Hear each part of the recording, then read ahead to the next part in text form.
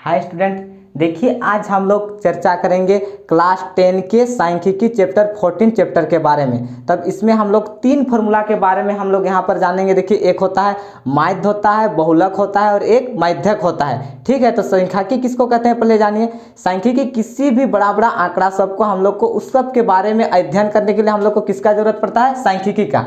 तब चलिए इससे फर्स्ट फार्मूला हम लोग का माध्य निकालने की विधियाँ।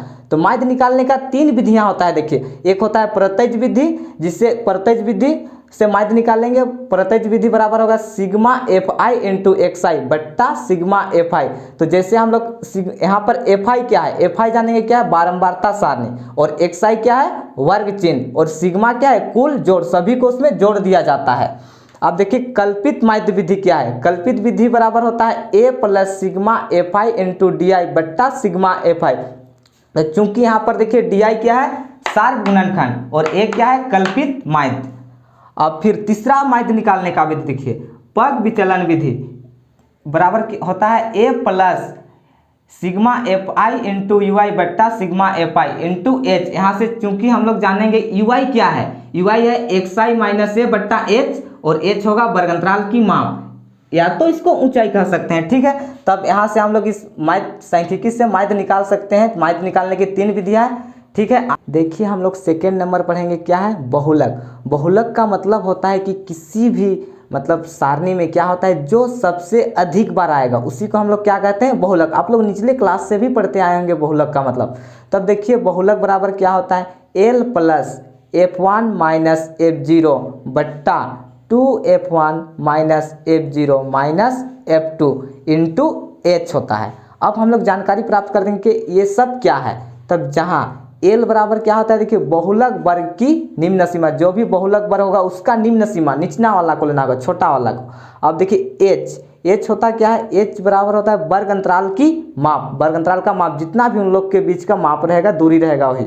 अब F1 बराबर बहुलक वर्ग की बारंबारता, और F1 होगा बहुलक वर्ग की बारंबारता।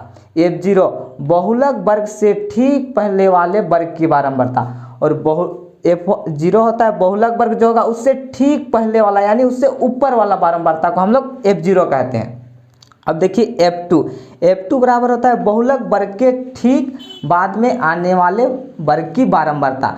तब F2 हो जाएगा जो बहुलक वर्ग रहेगा उसका जस्ट नीचे वाला ठो, उसी को हम लोग कहते हैं बहुलक वर्ग के ठीक बाद में आने वाला वर्ग की बारंबारता। अब देखिए हम लोग 3 नंबर में आता है क्या, माध्यक। तो सबसे पहले हम लोग माध्यक के बारे में थोड़ा जानकारी लेते हैं। माध्यक वह होता है कि किसी भी आंकड़ा को आरोही क्रम में सजाने के बाद जो बीच में आएगा वही संख्या क्या कहलाता है, माध्यक कहलाता है। तब देखिए माध्यक बराबर हम लोग का क्या होता है, माध्यक बराबर L plus n/2 minus C F बट्टा एफ इंटू एच होता है।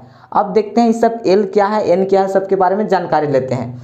जहाँ l होता है, l बराबर माध्यक वर्ग की निम्न सीमा, जो भी माध्यक वर्ग होगा उसका निम्न सीमा, छोटा वाला को लेना पड़ेगा, छोटा संख्या। अब n होता है प्रेक्षणों की संख्या, n मतलब वहाँ पे जितना भी आदमी है या तो जानवर है जो भी है उन लोग का संख्या, कुल संख्या, प्रेक्षणों की संख्या मतलब कुल संख्या हो जाएगा।